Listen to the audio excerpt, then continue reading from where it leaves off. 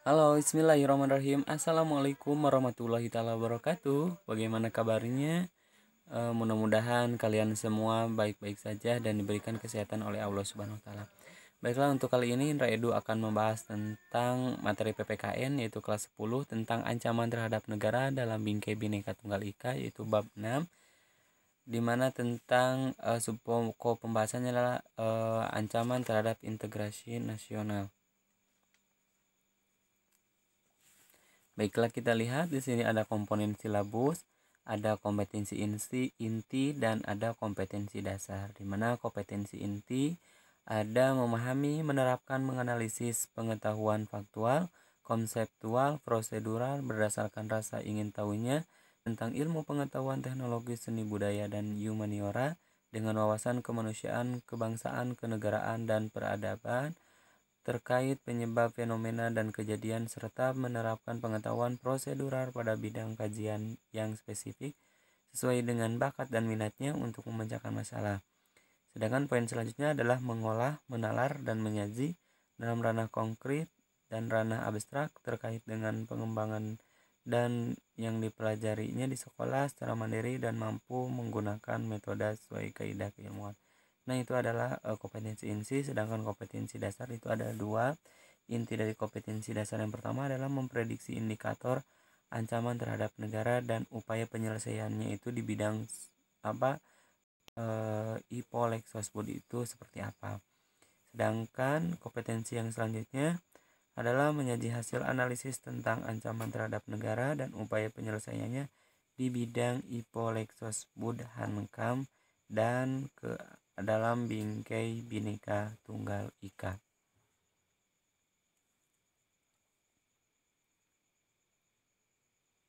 Di mana bangsa Indonesia sebagai bangsa yang majemuk, bangsa Indonesia menganut semboyan Bhinneka Tunggal Ika. Artinya apa? Yaitu berbeda-beda tetapi tetap satu jua. Oke, kita lihat dulu materi pokok di bab 6 itu akan bahas tentang apa saja, yaitu ada 3 materi pokok. Yang pertama adalah ancaman terhadap integrasi nasional, yang kedua adalah ancaman dalam berbagai bidang kehidupan dan penyelesaiannya itu seperti apa. Yang ketiga, partisipasi masyarakat dalam mengatasi ancaman terhadap integrasi nasional itu seperti apa.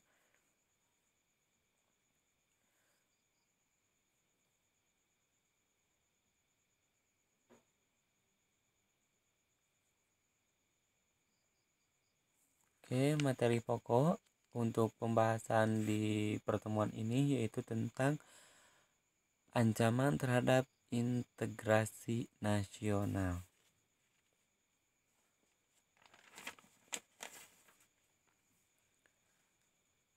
Ancaman terhadap integrasi nasional yaitu merupakan sesuatu yang dapat membahayakan persatuan dan kesatuan bangsa dan negara Indonesia. Sebagai warga negara, kita harus melindungi bangsa dan negara dari segala bentuk ancaman. Oleh karena itu, kita harus mewaspadai segala bentuk ancaman baik yang datang dari dalam negeri maupun dari luar. Oke, sedangkan tujuan pembelajaran, peserta didik diharapkan mampu memahami pengertian integrasi nasional. Terus yang kedua, peserta didik diharapkan mampu memahami dan menganalisis bagaimana atau apa itu jenis-jenis dari ancaman integrasi nasional. Oke, yang pertama kita bahas pengertian ancaman. Ancaman adalah usaha yang dilakukan secara konsepsional melalui tindak politik dan atau membahayakan tatanan serta kepentingan negara dan bangsa. Oke, kita lihat pengertian yang satunya lagi. Setiap usaha dan kegiatan baik dalam materi atau negeri maupun dari luar negeri yang dinilai membahayakan kedaulatan negara, keutuhan wilayah negara, dan keselamatan segenap bangsa. Ini yang kedua pengertiannya menurut Undang-Undang Nomor 3 Tahun 2002 tentang ancaman. Indonesia merupakan negara kepulauan terbesar di dunia yang terletak di antara benua Asia dan Australia, serta Samudra Pasifik dan Samudra Hindia. Kondisi yang strategis tersebut jelas sangat menguntungkan dan sekaligus memberikan konsekuensi ancaman yang serius karena kondisi nasional sangat dipengaruhi oleh perkembangan sekitar.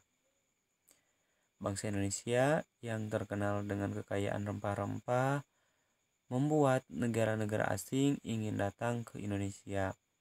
Kondisi yang demikian menguntungkan bangsa Indonesia tetapi juga dapat memberi atau menjadi ancaman terhadap integrasi nasional, ya. Sebagaimana kita bisa membedakan pengertian yang di atas dengan yang di bawah, yaitu tentang pengertian ancaman.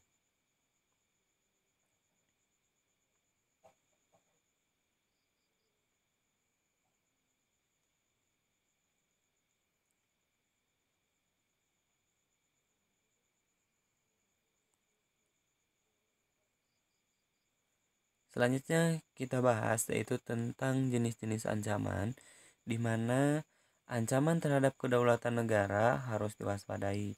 Meskipun negara Indonesia telah merdeka, beberapa ancaman yang dihadapi oleh negara baik dari dalam maupun dari luar sebagai berikut. Yang pertama adalah di sini kita lihat ada 5. Yang pertama adalah subversi. Subversi adalah setiap tindakan atau kegiatan gitu ya. Ini akan dibahas. Yang pertama adalah subversi. Setiap tindakan atau kegiatan yang bertujuan untuk mengubah atau mengganti falsafah negara serta bertujuan untuk secara tidak sah mengganggu keselamatan negara, merongrong kekuatan kewibawaan negara. Sasaran subversi mencakup semua aspek kehidupan masyarakat, baik ideologi, politik, ekonomi, sosial budaya maupun pertahanan dan keamanan. Oke, ini adalah jenis yang pertama, sedangkan sekarang adalah jenis ancaman yang kedua.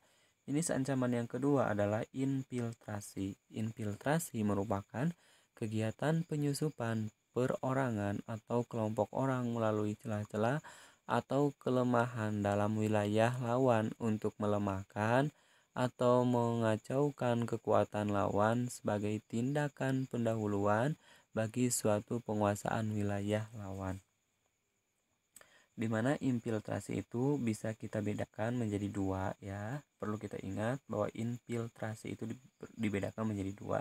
Yang pertama adalah penyusupan dari luar wilayah hukum sebuah negara ke dalam wilayah hukum negara lawan yang dilakukan melalui darat, laut, dan udara guna melaksanakan tugas tertentu untuk jangka waktu panjang maupun terbatas. Itu yang pertama. Sedangkan yang kedua, penyusupan dapat dilakukan dari dalam wilayah hukum suatu negara dengan cara memasukkan orang atau kelompok orang terhadap organisasi politik dan sebagainya. Ini yang ketiga adalah jenis ancaman. Yang ketiga adalah pemberontakan, di mana pemberontakan itu merupakan usaha sekelompok orang yang terorganisasi dan bersenjata untuk memisahkan diri dari suatu negara karena ketidakpuasan terhadap negara tersebut. Contohnya adalah pemberontakan yang di Aceh itu ya, dan yang satunya lagi adalah pemberontakan di Papua Merdeka. Oke, lihat di sini adalah yang keempat adalah intervensi. Intervensi merupakan campur tangan bangsa lain terhadap urusan dalam negeri suatu negara, biasanya dilakukan untuk mematangkan situasi dalam rangka memudahkan proses penggulingan pemerintahan yang sah. Yang kelima, invasi. Kegiatan serangan bersenjata terhadap wilayah suatu negara dengan tujuan untuk menguasai wilayah suatu negara. Invasi akan dilakukan apabila subversi dan infiltrasi tadi ke wilayah suatu negara telah berhasil sehingga muncul kekacauan di wilayah negara sasaran. Oke, jadi itu adalah kelima jenis ancaman. Saya ulangi lagi, kelima jenis ancaman itu yang pertama adalah subversi, terus yang kedua infiltrasi, yang ketiga pemberontakan, yang keempat intervensi, yang kelima adalah invasi. Oke, itu jenis-jenis ancaman. Tapi kalau lihat di sini sekarang materi selanjutnya adalah ancaman terhadap integrasi nasional. Nah, kalau ancaman terhadap integrasi nasional bisa dibedakan menjadi 2, ya. Ini berdasarkan asal datangnya ancaman. Kalau asal datangnya ancaman itu dibedakan menjadi dua juga. Yang pertama di sini adalah dari dalam negeri, sedangkan yang satunya lagi adalah dari luar negeri. Kalau di dalam negeri adalah disintegrasi bangsa. Apa itu disintegrasi bangsa? Disintegrasi bangsa bisa kita katakan sebagai perpecahan di dalam bangsa, gitu ya, atau tidak ada penyatu paduan, ya, atau kebalikan dari integrasi. Yang selanjutnya adalah keresahan sosial. Nah, kalau keresahan sosial ini bisa disebabkan oleh dari faktor ekonomi dan yang lain-lain sehingga masyarakat sosial itu menjadi resah. Yang selanjutnya adalah upaya pergantian ideologi Pancasila oleh ideologi yang lain, ya. Oke, tadi kita sudah lihat mana yang dari dalam negeri dan dari luar negeri. Kalau sekarang adalah berdasarkan bentuknya ancaman. Bentuk ancaman adalah ancaman militer dan ancaman non-militer. Seperti apakah ancaman militer? Nah, ini dia ancaman militer. Yang pertama adalah agresi, yang kedua pelanggaran wilayah, pemberontakan bersenjata, spionase, sabotase, aksi teror, ya, dan yang lainnya. Nah, kalau ancaman militer berarti yang menggunakan kekuatan senjata dari militer, ya. Beda dengan ancaman yang non-militer, ya.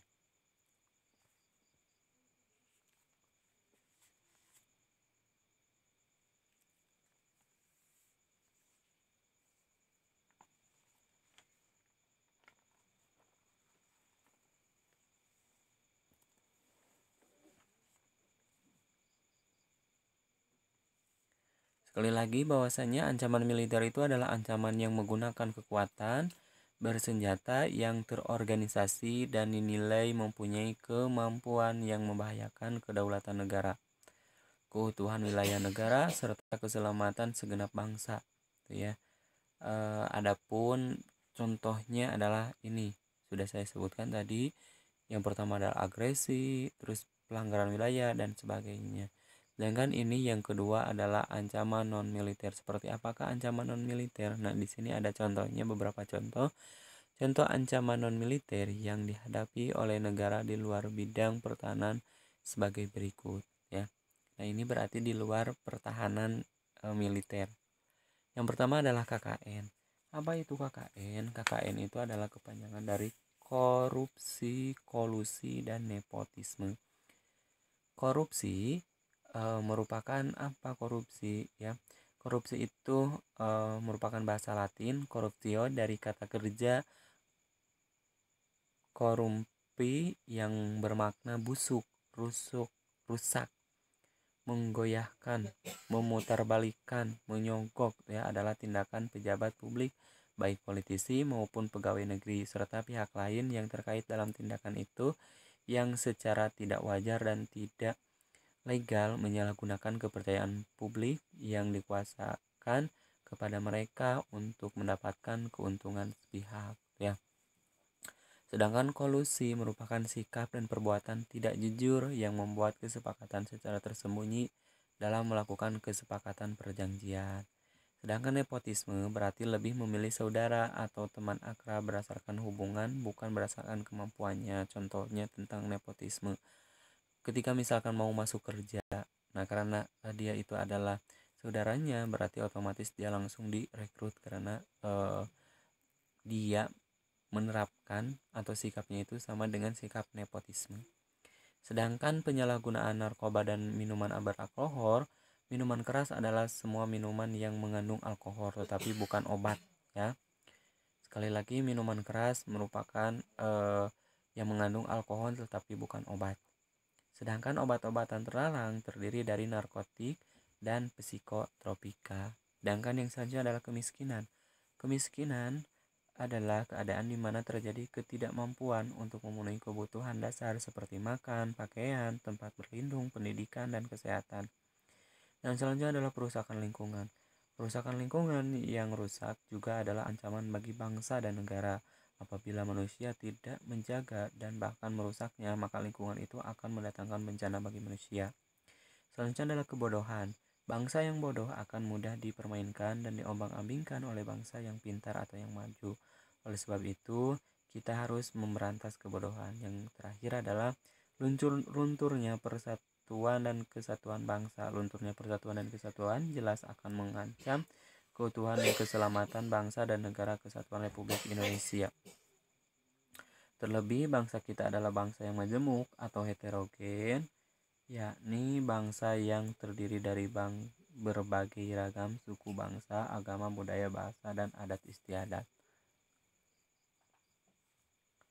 Selain contoh dari ancaman-ancaman tadi, dapat juga ancaman-ancaman yang akan diperkirakan di masa yang akan datang. Salah satunya adalah terorisme internasional, terus gerakan separatis gitu ya, dan yang lain-lain. Sekian dari saya, mudah-mudahan bermanfaat. Jangan lupa tekan tombol subscribe, like, atau komen, bisa dibagikan kepada teman-teman untuk kelas 10 ya. Sekian dan terima kasih. Assalamualaikum warahmatullahi taala wabarakatuh.